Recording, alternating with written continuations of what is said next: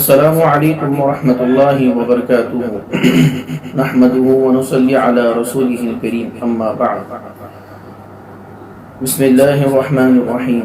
صرف 5 منٹ کا مدرسہ قرآن و حدیث کی روشنی میں 12 رمضان المبارک اسلامی تاریخ نمبر 1 حضور صلی اللہ علیہ وسلم کا ایک تاریخی فیصلہ۔ رسول اللہ صلی اللہ علیہ وسلم کی نبوت سے چند سال قبل خانہ کعبہ کو تعمیر کرنے کی ضرورت پیش آئی۔ تمام قبیلے کے لوگوں نے مل کر خانہ کعبہ کو تعمیر کی، لیکن جب حجر اسود رکھنے کا وقت آیا تو سخت اختلاف پیدا ہو گیا۔ ہر قبیلہ چاہتا تھا کہ اس کو یہ شرف حاصل ہو، لہذا ہر طرف سے تلواریں کھنچ گئی اور قتل و خون کی نوبت آ گئی۔ جب معاملہ اس طرح نہ سلجھا تو ایک بوڑھے شخص نے یہ رائے دی کہ کل صبح جو شخص سب سے پہلے حرم میں آئے گا وہی اس کا فیصلہ کرے گا۔ سب نے یہ رائے پسند کی۔ دوسرے دن سب سے پہلے حضور صلی اللہ علیہ وسلم داخل ہوئے۔ آپ صلی اللہ علیہ وسلم کو دیکھتے ہی سب بول اٹھے، یہ امین ہے، ہم ان کے فیصلے پر راضی ہیں۔ آپ صلی اللہ علیہ وسلم نے ایک چادر منگوائی اور حجر اسود کو اس پر رکھا، اور ہر قبیلے کے سردار چادر کے کونے پکڑے اور اس کو خانہ کعبہ تک لے گئے اور اپنے ہاتھ سے حجر اسود کو اس کی جگہ رکھ دیا۔ اس طرح آپ صلی اللہ علیہ وسلم کے ذریعے ایک بڑے فتنے کا خاتمہ ہو گیا۔ یہ مختصر سی سیرت ہمارے نبی کی بیان کی گئی۔ نمبر 2 حضور صلی اللہ علیہ وسلم کا معجزہ، پہاڑ کا ہلنا۔ حضرت انس رضی اللہ تعالی عنہ سے روایت ہے کہ رسول اللہ صلی اللہ علیہ وسلم ایک مرتبہ احد پہاڑ پر چڑھے۔ آپ صلی اللہ علیہ وسلم کے ساتھ حضرت ابوبکر صدیق رضی اللہ تعالی عنہ، عمر اور عثمان رضی اللہ تعالی عنہ بھی تھے۔ وہ پہاڑ ہلنے لگا۔ رسول اللہ صلی اللہ علیہ وسلم نے اپنا پاؤں پہاڑ پر مار کر فرمایا، اے احد ٹھہر جا، تجھ پر ایک نبی، ایک صدیق اور 2 شہید ہیں۔ تو وہ پہاڑ ٹھہر گیا۔ سبحان اللہ، ہمارے نبی صلی اللہ علیہ وسلم کا معجزہ۔ نمبر 3 ایک فرض کے بارے میں، اذان سن کر نماز کے لیے نہ جانا۔ حضرت معاذ بن انس رضی اللہ تعالی عنہ سے روایت ہے کہ اللہ کے نبی صلی اللہ علیہ وسلم نے فرمایا، سراسر ظلم و کفر اور نفاق ہے اس شخص کا فعل جو اللہ کی منادی یعنی مؤذن کی آواز سنے اور نماز کو نہ جائے۔ لہذا جب کبھی بھی اذان سنے تو تمام اہل ایمان والوں سے یہ گزارش ہے کہ اذان ہونے کے بعد فوراً مسجد جایا کرے۔ کیا جیسے اب لاک ڈاؤن کا وقت ہے تو اذان ہونے کے بعد فوراً اپنے گھر میں نمازوں کا اہتمام کرے، کیونکہ اللہ کا احکام ہے اور نبی کا فرمان ہے۔ تو لہٰذا ہم اللہ اور اس کے رسول سے سچی پکی محبت کرتے ہیں، تو ہم کو یہ اس تعلیم سے یہ درس ملتا ہے کہ ہم اذان ہونے کے بعد فوراً نماز ادا کریں، اپنے گھروں میں ہو یا مسجد میں ہو، نماز کو ہر حال میں پڑھنا چاہیے۔ اسی لیے کہ اللہ کے نبی نے فرمایا کہ جس نے جان بوجھ کر نماز کو چھوڑا اس نے کفر والا عمل کیا۔ لہذا اللہ تعالیٰ ہم تمام کی حفاظت فرمائے اور ہم تمام کو 5 وقت کی نماز باجماعت یا اپنے گھروں میں پڑھنے کی توفیق نصیب فرمائے۔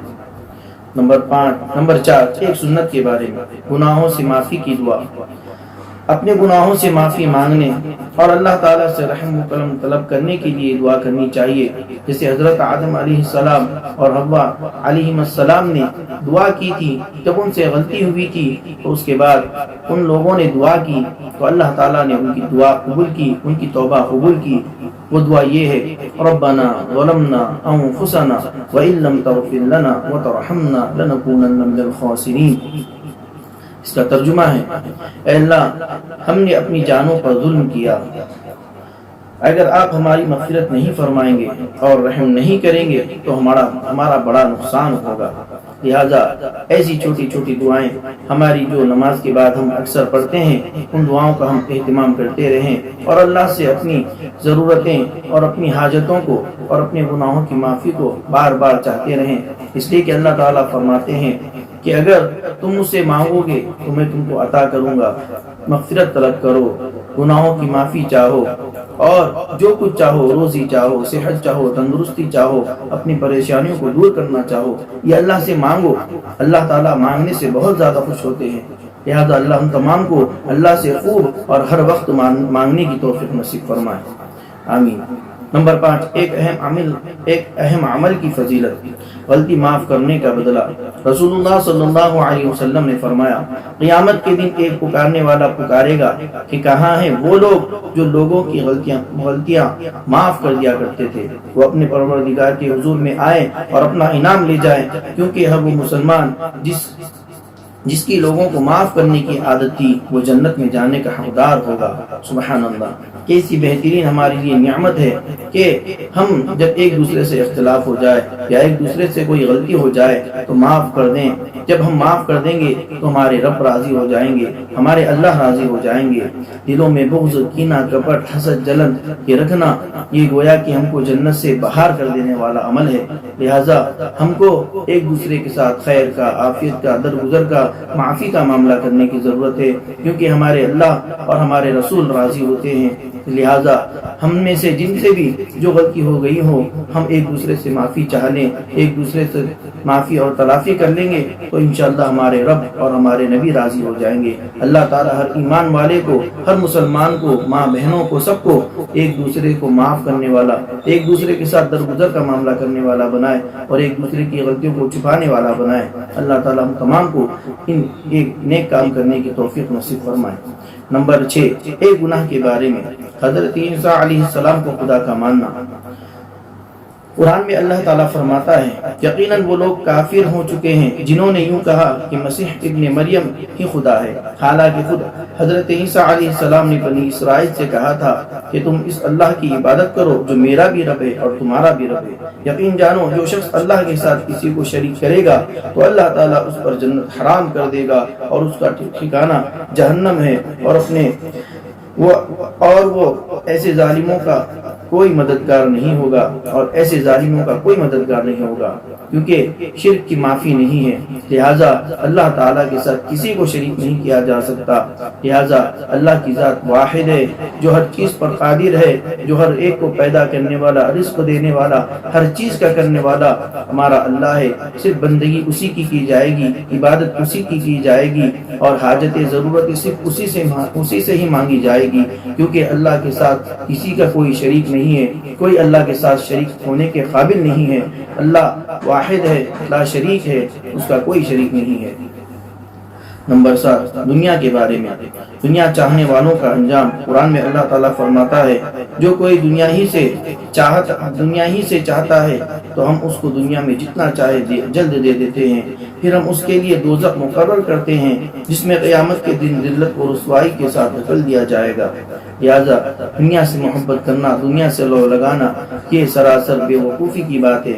لہٰذا دنیا کے اندر اللہ تعالیٰ نے ہم کو اس حال میں رکھا اور جو کچھ ہم کو دے رکھا ہے، ان تمام چیزوں پر ہم اللہ کا شکر ادا کریں اور اللہ سے یہی دعا کریں کہ اللہ تعالیٰ ہم تمام کو آخرت کی زندگی کو ترجیح دینے کی توفیق نصیب فرمائے۔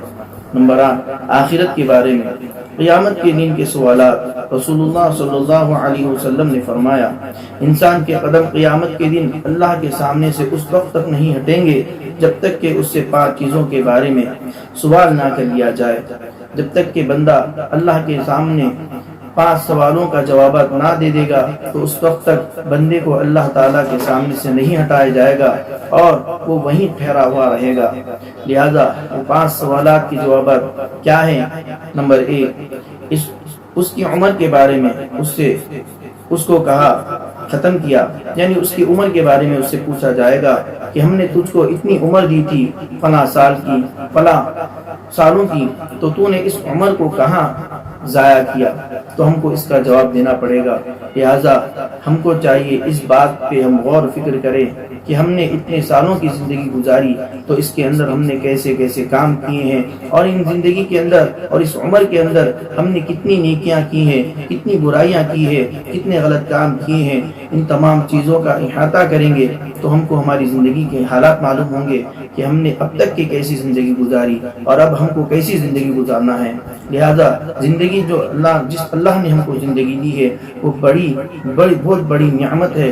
لہذا اس نعمت کی قدر کرو اور اپنی زندگی کو اچھائی کی طرف لے جاؤ، کیونکہ کل اس کے بارے میں سوال ہوگا کہ تمہاری عمر تم نے کیسی گزاری۔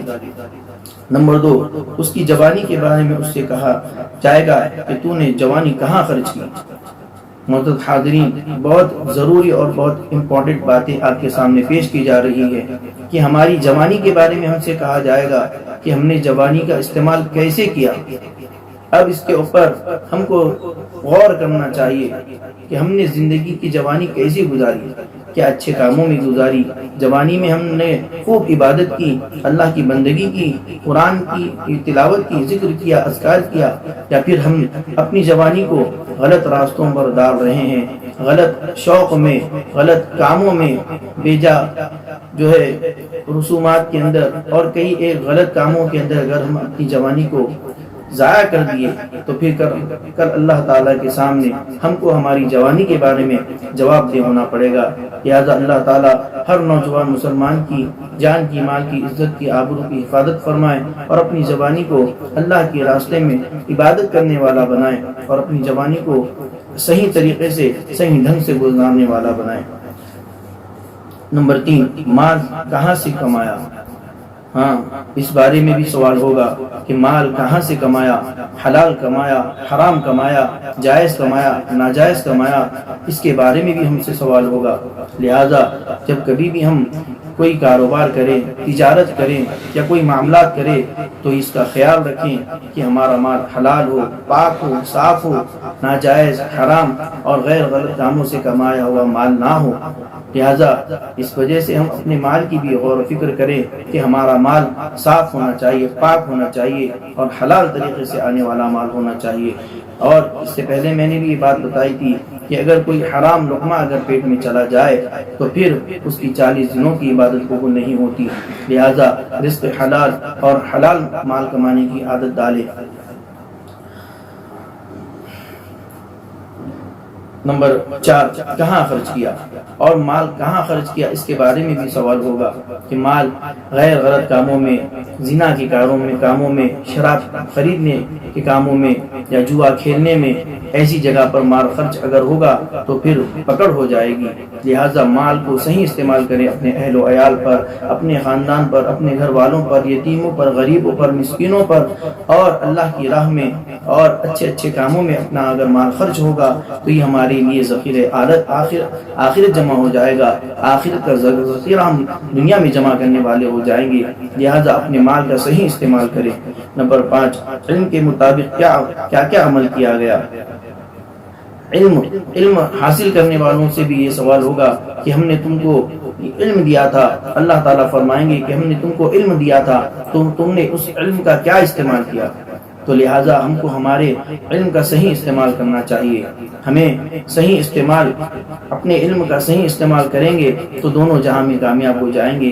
اور اگر ہم نے علم جمع کیا، خوب علم ہمارے پاس ہے، ہم کو معلومات بھی ہے دین کی اور دنیا کی اور ہر طریقے کا علم ہم رکھتے ہیں، تو ہماری یہ ذمہ داری بنتی ہے کہ ہم اس علم کو دوسروں تک پہنچائے، دوسروں تک اس علم کو پھیلانے کا ذریعہ بن جائے تاکہ دوسروں کے اندر بھی دین آئے اور اچھی اچھی باتیں آئیں اور اچھے اچھے اخلاق ان کے اندر آئے۔